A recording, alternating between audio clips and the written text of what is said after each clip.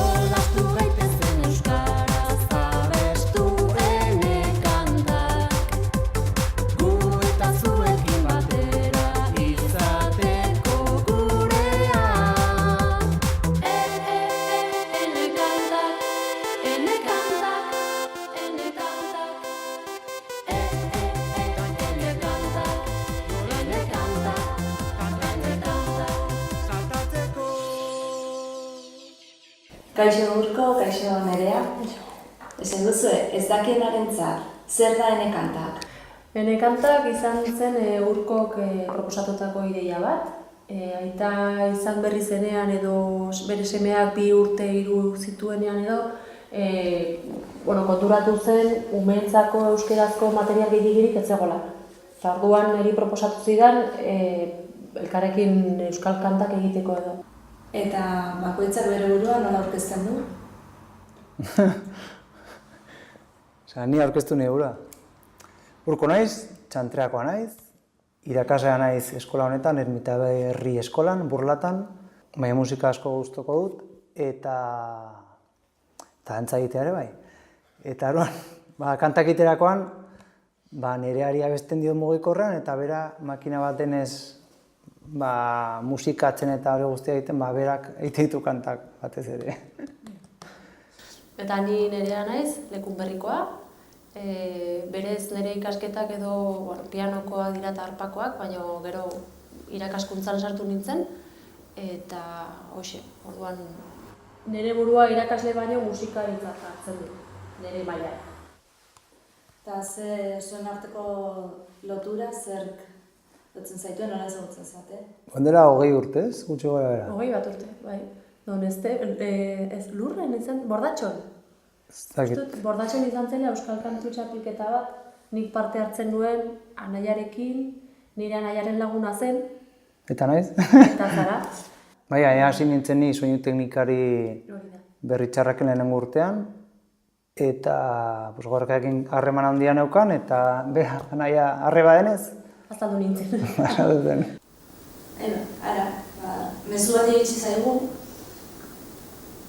uste zuen zatala. Zenbat urte dituzu? Hau da, Maili, dauzkagu Maili eta Naia, dira Ene Kantaken adituak, beraz uste dut izan behar ditugula horako superlaguntzailea gaur. Zenbat urte dituzen batertzen dute? Nik 40. Nik 27.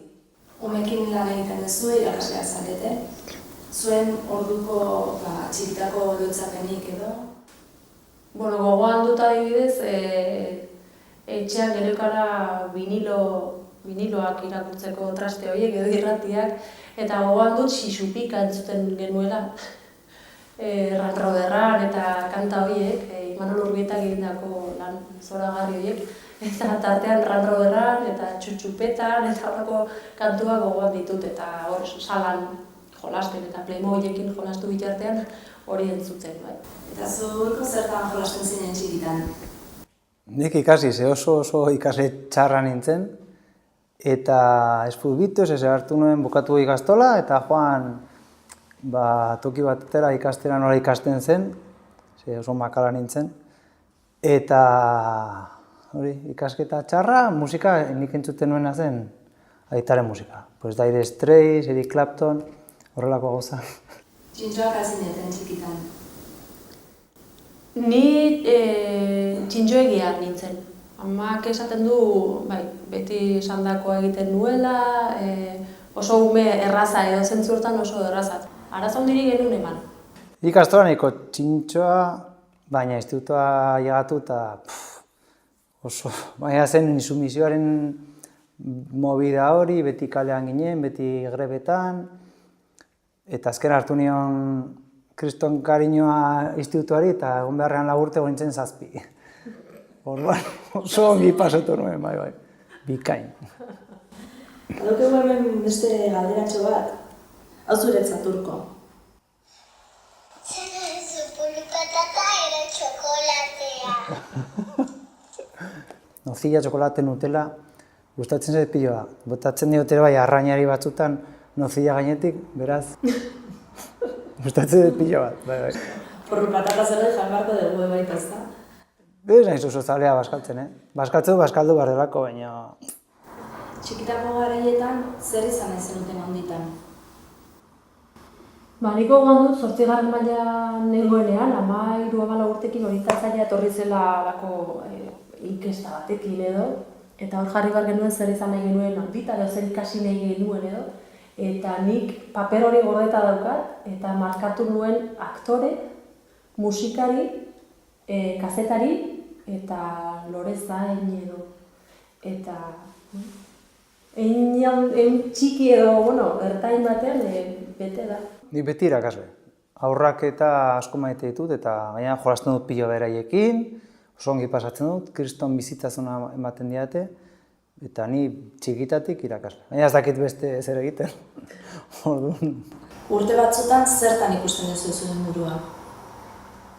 Nik nahiko nukena da atera hezkuntza sistema honetatik, eta egon aurrekin lantzen erreflexu primitiboak edo lantzen autisteekin bizi ahal izateko hobeto, edo landu haur txikiekin eta arazodunekin gauza, eskola arrunta batean ezin da ezer egin eta ni nahiko horretan nago hezkuntza sistema honekin, ez dutela euskara maite aurrek, ez dakite euskaraz hitz egiten 6. mailan, dena liburuak, irakasle askok ez dute balio lan honetarako, askok eta askok, bere euskara maila lotsagarria da, aurrak ez dituzte maite, eta hezkuntzatik ere bai ekartzen dizkiguten gauz tontakeri pilo bat, ja nago pixkan nazkatua da. Eta nahiko nuke zerbait sortzea nire kabuz, ari naiz gainera horretan lanean ja, eta hezkuntza mota hau, bitzat baztertu edo zokoratu pixka bat, eta lan egin horretan. Zerbait ez gaude ongi egiten. Etxean pentsatzen dut ere askok ez dugula ongi egiten, seguraski, guraso bezala, gure papera ere oso garrantzitsua da. Ez da dena eskolan ikasten, ez da dena eskolan jasotzen, baina eskolaren papera beste bat izan behar da. Zuek lana eta bizitza nola uztartzen dituzue edo oso lotuta daude? Nik sumatzen dutena da, irakaskuntzan nagoenez, nire 7-8 orduak egiten ditute ume zinguratuta, eta gero etxera joan eta etxean ere ume zinguratuta nago. Orduan, batzutan eskolan ama izan behar naiz, edo ama naizela iruditzen zait, eta etxean irakasle. Orduan, batzutan ez da erresa deskonektatzea, eta hori eramatea ere batzutan, astuna ez da hitza, baina bai zaila.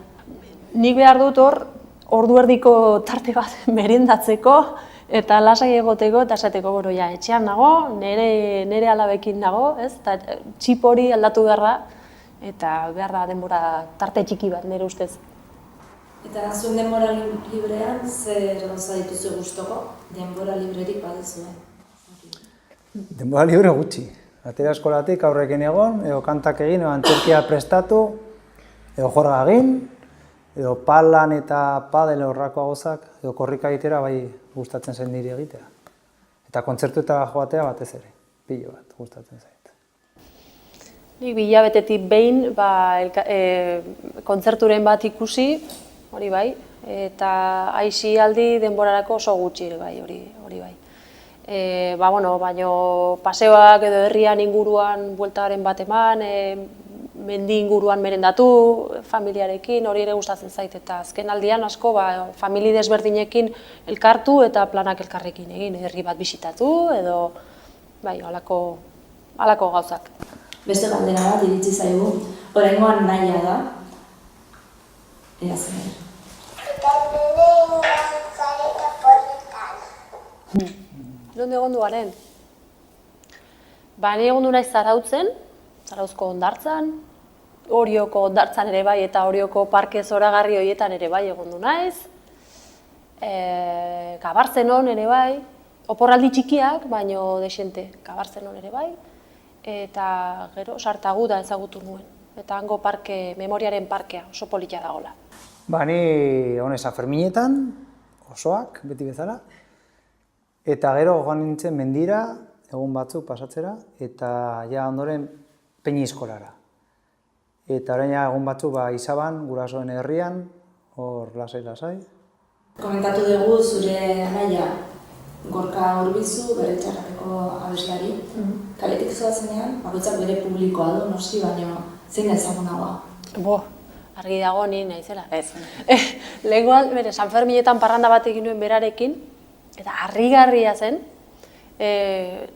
zenbat jende gelditzen zion, argazki bat, Gorka, eta ni oso lasai, inorken ninduen gelditu, inorken zidan esan, ez, orduan, eta parke baten ondotik pasa ginenean, bai somatzen nuela, jendeak gehiago begiratzen ninduela, baina, bueno. Eta zuri, kaletik gelditzen zaituzte? Bai. Bueno, batzutan, bai, atez festetan eta juergan, bai. Horkoan Bilboko aste nagusian, batzukin egon nintzen solasen minori gurasoak. Edo irakasleak gurasoak. Ja, gehiago ez. Beste alde batetik, berak antzerkia egiten duenez ere ez, nik uste dut ezagunagoa zarela edo ez dakit, ez? Zergatik zuk egiten duzuen antzerkia zuk, ez? Ni ama izan nintzelako garai horretan eta Iruñan ensaiatzen denez eta ez da etorkit bateria ongi eta aparte Oiane eta... Ez duelako nahi. Oso ongi moldatzen dira, ez dago nire beharrik. Hemengo beste irakasleren bat, pitxatu zenuten, ez da? Bai, hasi ginen neska batekin, eta azkenan lan kontuak eta zintzun jarraitu. Eta hemen justu eskolan badago musikako irakasle bat, Oiane, nahiko eroa dagoela, eta zen perfektua antzerkirako. Hasieran lotxa ematen zidan, eta santzuen ezetz. Eta pentsatzen aste bat, eta baietz. Eta oso ongi. Eta modatzen gara nahiko ongi gainean, holtza gainean. Zaitzen du gauza bat, gero nik esatu nahi duana, eta onartzen dit, orduan, ongi. Ni noa por libre. Beraz, ene kantaken astea izan zen nolako jauzi bat bezala, etzen ekiten zer gertatuko zen? Nola izan ziren hasiera horiek? Bez, ez dakit, elkartu ginen taberna batean, egin diska bat lagunekin, besteko hartu behar izan genituen gure ezagunak edo, eta uste geditu behar ginela horretan, diska batean. Helburua zen ere, umeentzako materiala egin, baina gero ere famatua edo ospea eman nahi genionez, lortzen den dirua euskarako talderen batentzat izango zenez, ez? Orduan pentsatu genuen jente ezagunak abeste baldin badu, hori azkenean gantxoa ere bada. Orduan, nire anaiari esan genion, berak ezagutzen zituen futbol jokalari batzuk, nik bertsolariren bat edo Julio Soto, orduan azkenean osatu genuen diskoa, ez? Jende ezagunaren bitartez eta noski gure lagunak ziren momentu hortan, eta horrela sortu zen, baina ez genuen beste helbururik, disko hori atera eta listo, ez da? Ni hori ezagutu nuen Peluso. Ene kantaken beste adar garrantzitsu bat. Eta Peluso goni forma eman zion edo. Forma gehiagik. Bideoak igual beste hobeto zehago egin, berak egingo zituela esan zuen, bizkat difusio aldetik berak eta marketing aldetik eta berak mugitu zuen dena.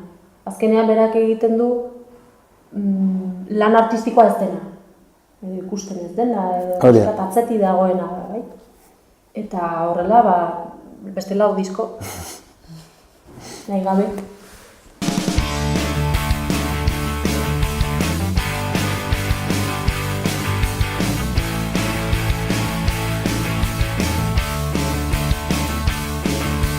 I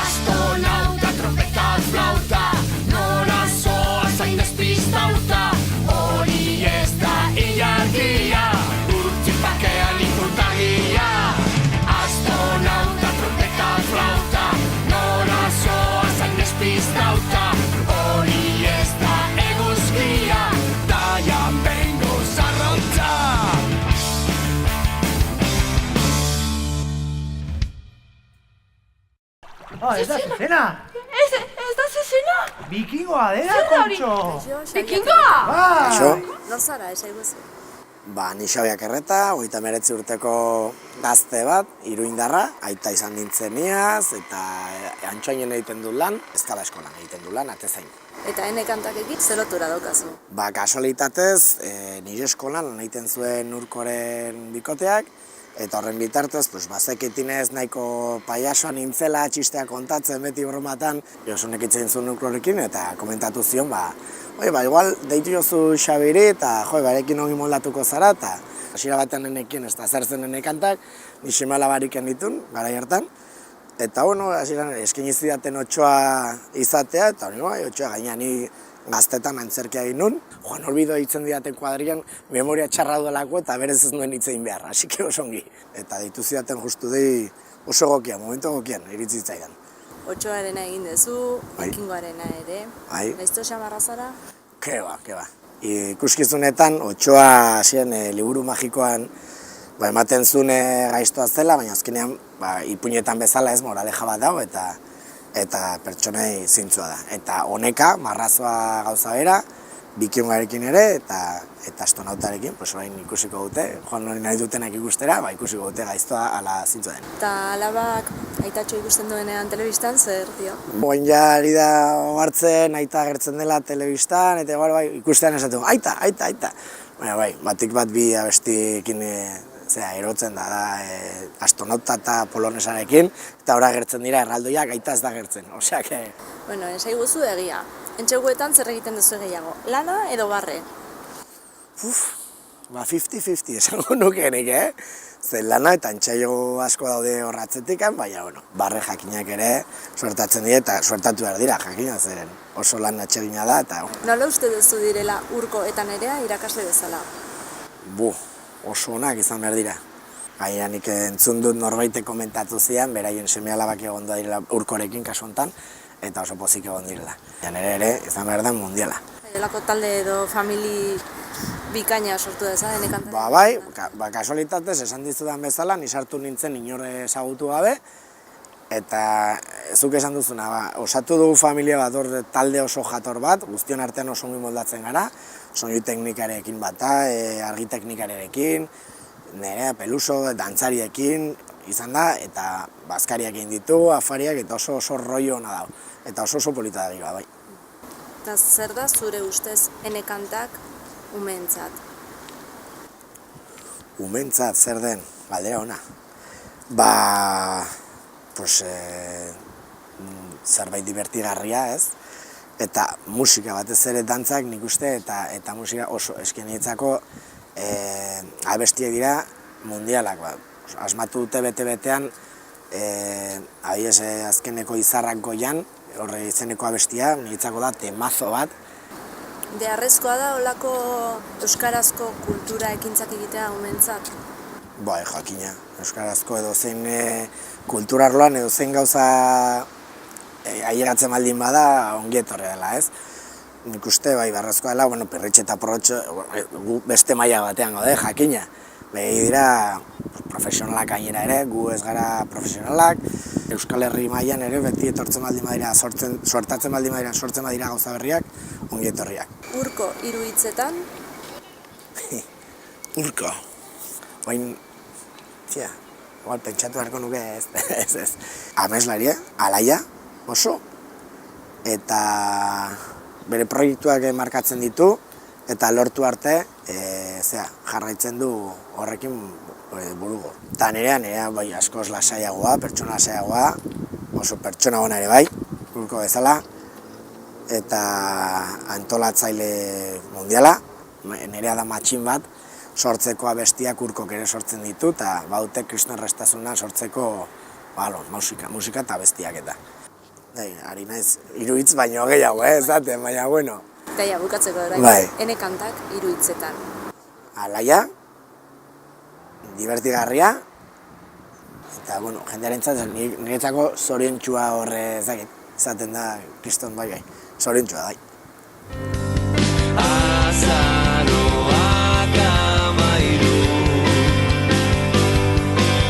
Eneko margoak aterako dira.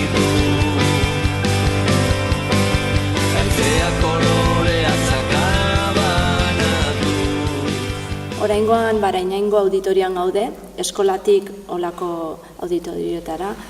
Espero zenuten horrelakorik? Ez dakit, bueno, etzegoen, egia esan ez dago ez ere euskera, kenduta Pirritx eta Porrotx. Euskal Herrian ez dago horrela musika antzerkia kudeatzen duen, nahazten duen horrelako zerbait. Eta, bueno, nireak iten dintunez kanta oso honak, nahiko arrakastatxo izan da, oso pozik gaude. Espero. Espero, bai. Ez dakit, Iruña herrian agian bai, ez? Ja, Iruña herrian bai, gero kanpoan ez. Bilbon eta Victoria Eugenia eta hori betetzea, hori eta pentsatu ere. Hasi zinetenean ezagutzen zenuten kantajuegos edo horrelako beste talderik? Nik bai, uste dut idia hortik hartu nuela, Uste nuen txikiarekin, enekorekin kantajuegos eta esan duen, behar dugu euskeraz egitea. Eta izena sortzeko? Ditu, ez dakit, ene da gure kantak. Eneko ni esemearen laburdura edo, eta ere bai, euskaraz, ene Nafarroan eta ere bai, euskaraz Nafarroan ere bai. Eta nola sortzen dira abestietako gaiak? Hasieran zen beharretatik edo, igual berak txikia zeukanean etxean, esaten zuen, igual onomatopeiekin egindako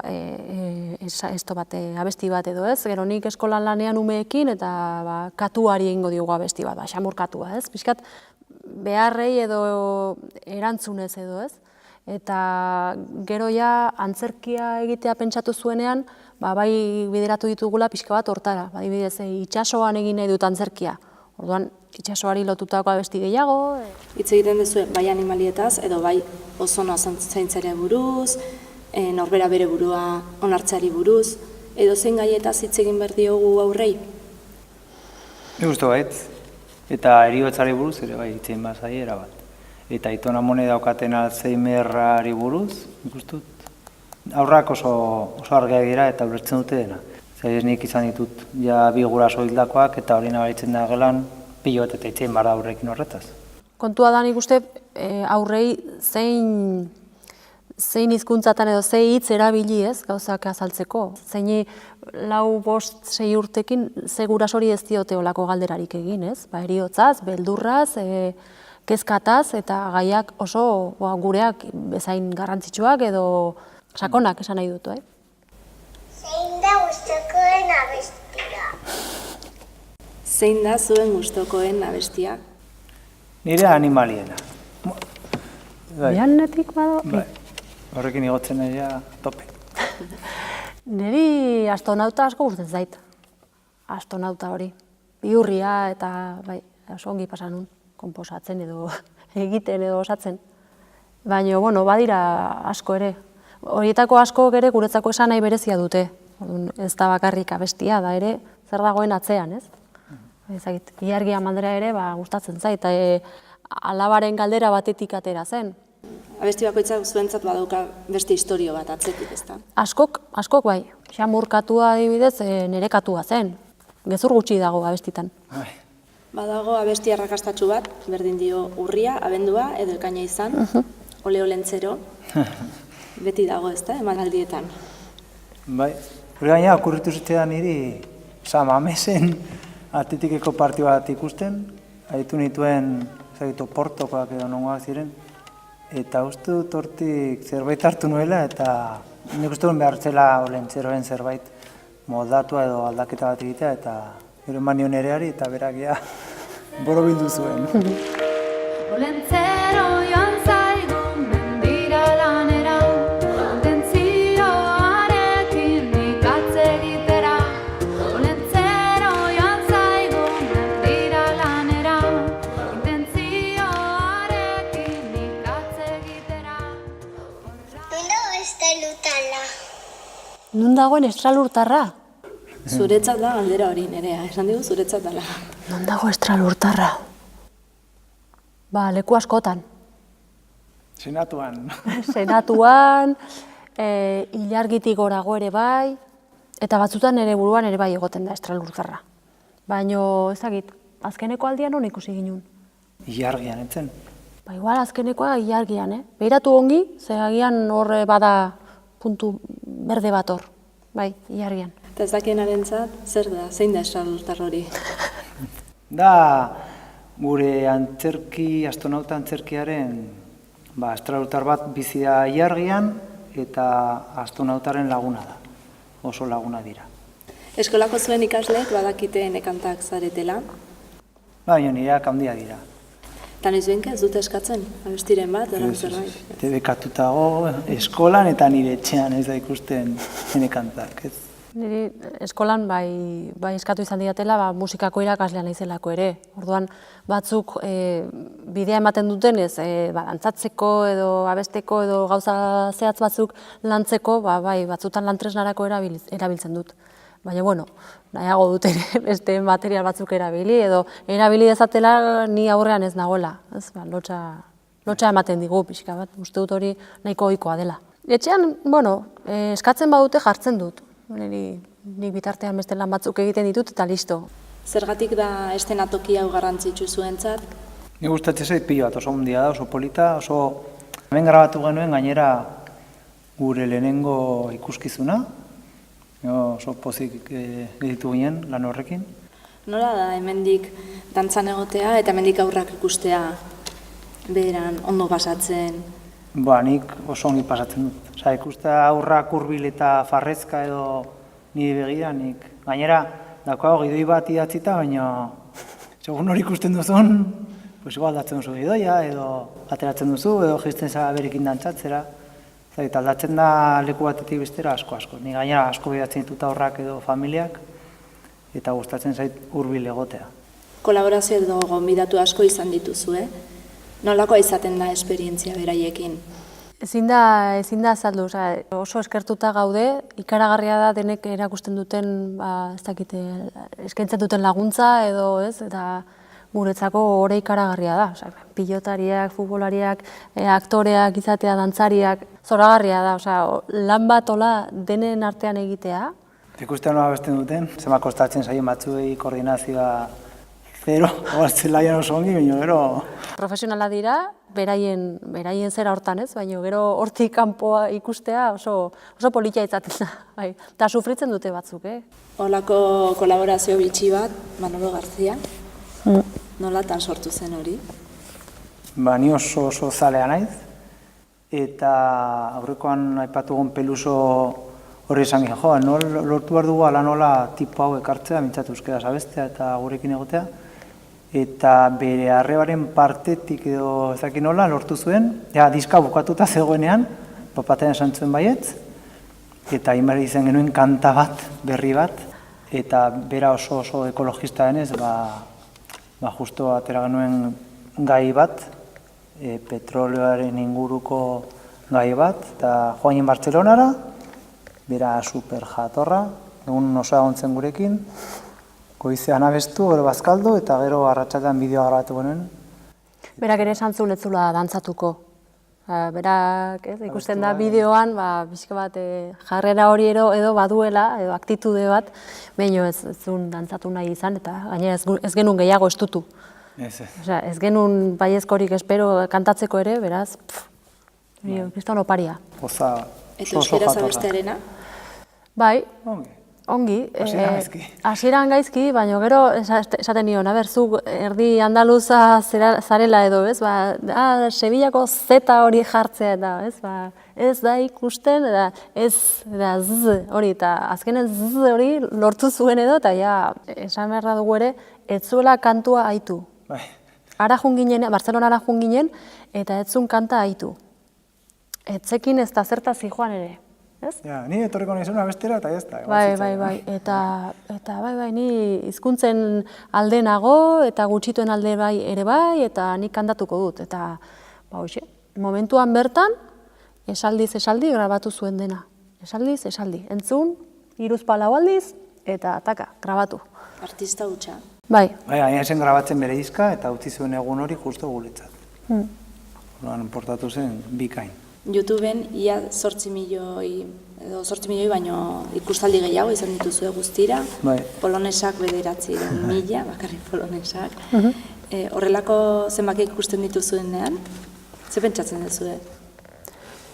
Nik ez dio garrantzi askorik ematen, Peluso dago egunero behiratzen zenbati gogotzen den, edo gesten den, baina ez dakit. datuak dira eta onak dira, baina beste alde batetik ere ikusten dugu benetan hutsune bat zegola. Pailazoek edo Pirritx eta Porrotxek ikaragarrizko lana egiten dute, baina pailazoei begira edo eta oso profesionalak eta beharrezkoa ere bai. Eta Ene Kantakek egin du igual eskola garaiko umeentzako musika eta dantza pixkat uztartzen duena, eta argi dago umeentzako gauza gehiago behar direla, eta ikustaldi horiek zerbait dira, ez? Behar bat dagola, ez? Adibidez, polonesa aipatu duzula, azken egunean San Ferminetan, hor plazan sartzen dituzte erraldoiak, ja bukatzeko, eta bukatzen dute askotan polonesarekin, eta jendea hitzen zen euskaraz Iruña batean euskaraz abesten polonesa, eta hori niretzat izan zen, ostras, euskaraz hemen Iruñan batzuk egongo dira zutan, eta postu nintzen asko. Gainera Iruñan erraldoiekin dagoen... Bai, holako afizio azaldu ezin hori. Ni naiz Iruñekoa eta ez dut hori bizitu gertutik, eta onera etortzen ez, edo Urko bezalako pertsonak ezagutzen ditut, eta holako ez dakit zer dagon, gaixotasun moduko bat edo epidemia bat. Eta orokorrean kultura nola ikusten duzu gure gizartean? Alde batetik iruditzen zain deni musikaren arlotik behintzet, duela urte batzu baino hobeto dagola, jendeak musika mota desberdinagoak edo egiten dituelako, edo talde pila bat dago, musikako talde pila bat, baina gain horiei lekua egin behar zaie, edo jotzeko tokiak eskaini, edo ez dakit ba, ez? Adibidez orain nire herrian bada kantina izeneko taberna bat, eta eszenario txiki bat dauka, baina halako taldeek jotzeko aukera dute, ez? Baina hori sustatu behar da, jendea horretara goitu, ez, joatea eta ikustea, eta ez, orduan alde batetik hori, lekuak eskaini behar dira, talde asko daude, eta hori ona da, eta gero ere ikuslea ohitu egin behar da juten, ze azkenen kontzertutara bestela, kontzertu hauetara juten dira 4. Kultura sustatu behar da, bestela daukagu, aurrek ez dut irakurtzen, bakarri daude mugikorrarekin, tabletarekin, despacito eta horrelako gauza pilo bat ahitzeko, bakarrik entzuten dut irratean dagoena. Eta beste mundu bat hortik aparte. Naiz etorriko zarete zizurrera bestera. Bera kezkatuta dago, pentsatu dezake zuen nongoa dan. Bai. Aurrek martxan jarraitzea nahi dute. Zertan zaudete orain, eta noizko hurrengo diska? Urritik aurrera edo hasiko gara berriz Bilbo, Donosti eta holako tokitara juten. Eta horrengo diska nire hasiko da grabatzen abenduan. Bai, nik konposatzen hasi gara, dagoeneko, badakigu ze gairi buruz izango den, eta diska berria hemendik datorren urteko azaroan edo izango litzeke gure asmoa edo gure nahiak, gero ikusiko dugu nola di joan, baina hori da gure plana. Zaila denbora ateratzea. Eskola, aurrak, juergak... Denbora ongi kudeatu behar da, baina bitartean udaberrira arte emanaldiekin jarraituko dugu, astronautarekin eta martzianoarekin, ere bai. Baina gauza batzuk aldatuko ditugu, toki batzuetara joango gara berriz, eta ez ikusteko ikuskizun bera zerbait aldatuko dugu. Baina Iruñerrian ibiliko gara ere bai, ez kezkatu. Esan dezuela, izeatela abesti berriak prestatzen, esklusiban, esai guzue gaien bat edo horrela. Zein beharra. Baina dauka lagun bat, aita nahiko gaizki dagoela, eta esan zea, egiten zu, dauka alaba txiki bat, eta betiago aitonarekin, eta aitonak bakarrik ezagutzen du aurra. Ez du ezagutzen bere semea, bere emaztea inor. Eta ostras, eta esan zuen, agin dezakezue kanta atorren inguruan, eta egin dugu bat. Baina gaia bera ez da izango hori, ez? Diskoarena ez. Ez dugu gehiago esango, ez da? Euskal Herria irratia, izan zaitezen librea, bultzada bat da Ene Kantak, egin dezazun bidea. Juan Cruz Lakasta, kazetaria, kaixo. Kaixo, bai. Eskerrik asko nako zuen egoitza honetara gonbidatzeagatik, Euskal Herria irratiagaten. Euskal Herria irratian gaude, baina gaurko saioan Ene kantakeri buruz ari gara hitz egiten, beraz, zer lotura daukazue? Bueno, duela 2 urte disko zoragarri bat, edo CD, DVD zoragarri bat karrikaratu genuen elkarlanean. Nola sortu zen? Nahiko larri genbiltzan ekonomikoki. Trebiesi Mintxeta lankideak bazuen harremana, enekantakeko jendearekin, eta halako batean sortu zen aukera elkarlan hori egitekoa, eta plazer handiz onartu genuen jakina. Gero, zuentzate bai diru laguntza bat suposatu zuen. Zer suposatzen du horrelako irrati batentzat bultzada horrek? Guretzako une horretan garrantzitsua izan zen nahiko larri genbiltzalako, baina nik enuke fokoa itxiko eta paratuko soilik alor ekonomiko horretan, aintzat hartuko nuke oro har zer ekarri zion irratiari, eta nik uste dut oso elkarlana berazgarria izan zela, haiek oso produktu edo oso ekonomizista izan daiteke hori ez oso gauza oso sorkuntza lan ona zeukaten, oso kanta aproposak egite dituzte aurrentzako, bideoak eta koreografiak egiteko oso modu polita asmatu zuten, baina oraindik ez ziren horren ezagunak. Guk aldiz bagenuen edabide bat gara, komunikazioko profesionalok lan egiten dugu hemen, eta hartara nik uste dut oso sinbiosi, auzolan, sinergia interesgarria sortu zela, ezta? Badagor muga bat, ezta? Adin jakin batetik aurrerako jendeak entzuten du irratia. Eta honek hurbildu gintuen, batetik aurren gana, eta bestetik guraso gazteen gana, eta gainera iritsi ginen haien gana, guzien gana, oso gauza txukunarekin, eta nik hori ere nabarmenduko nuke, ezta? Eta hori gauza handia da, eta euskararentzat oso eskertzekoa eta oso garrantzitsua. Eta gero nik uste dut oso eskertzekoa dela, aintzat hartu beharra dago, enekantakeko jendeak ez duela kobratzen, inork ez duela pertsonak isosik ateratzen. Alor militante hori oso garrantzitsua da, oso eskertzekoa eta segurako meritua daukate. Nola izan zen dantzan aritzearen esperientzia, egun hori?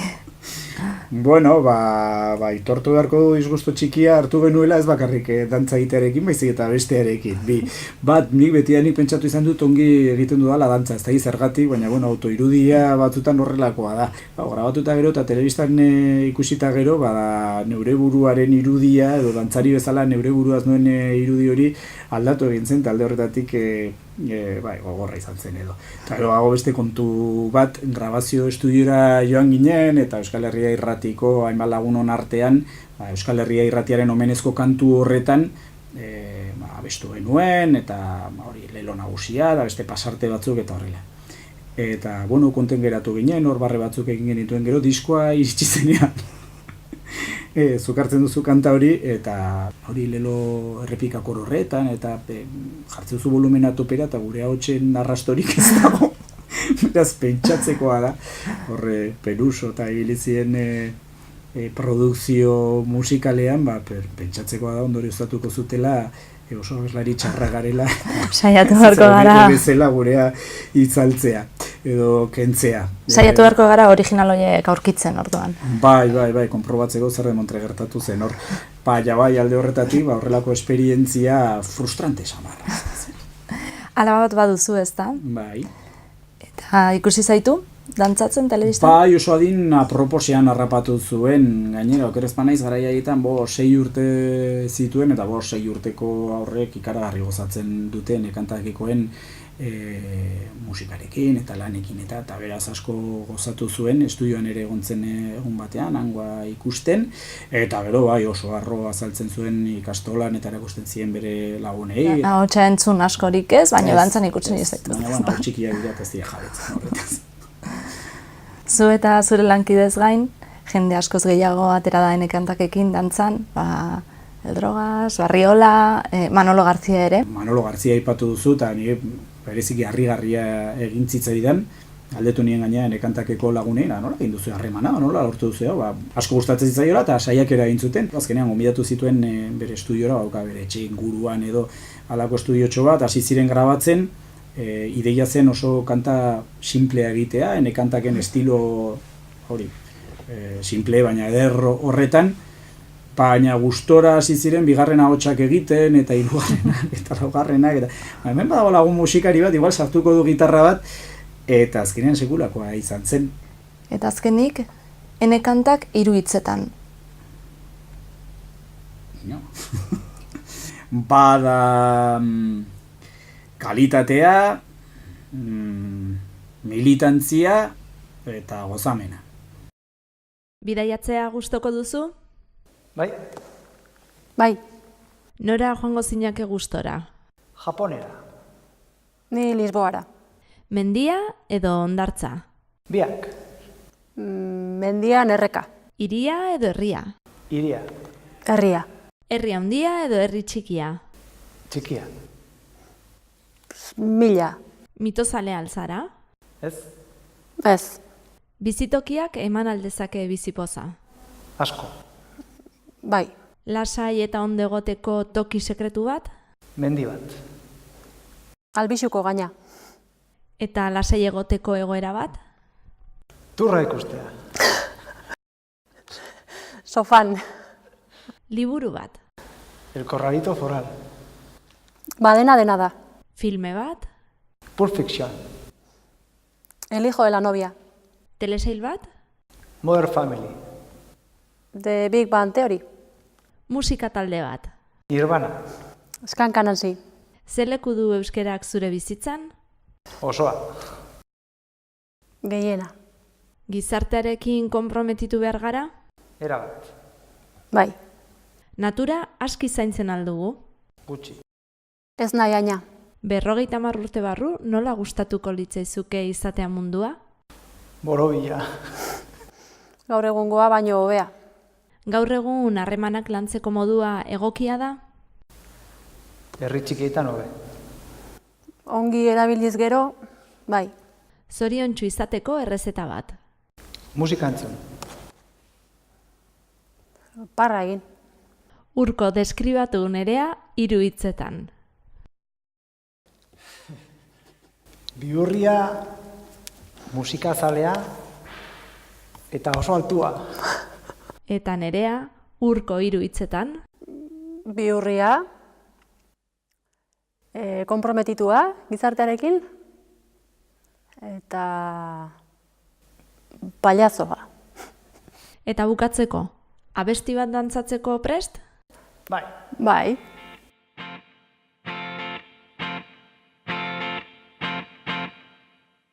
Pozik bazaude egin txaloka, pozik bazaude egin txaloka, pozik bazaude eskolan, etxean ta kalean, pozik bazaude egin txaloka, pozik bazaude igeri egin, pozik bazaude igeri egin, pozik bazaude eskolan, etxean ta kalean, pozik bazaude igeri egin. Pozik bazaude egin saltoka, pozik bazaude egin saltoka, pozik bazaude eskolan, etxean ta kalean, pozik bazaude egin saltoka, pozik bazaude mugiburua, pozik bazaude mugiburua, pozik bazaude eskolan, etxean ta kalean, pozik bazaude mugiburua. Pozik bazaude gira buelta eman, pozik bazaude gira buelta eman, pozik bazaude eskolan, etxean ta kalean, pozik bazaude gira buelta eman, pozik bazaude oiu egizu, pozik bazaude oiu egizu, pozik bazaude eskolan, etxean ta kalean, pozik bazaude oiu egizu.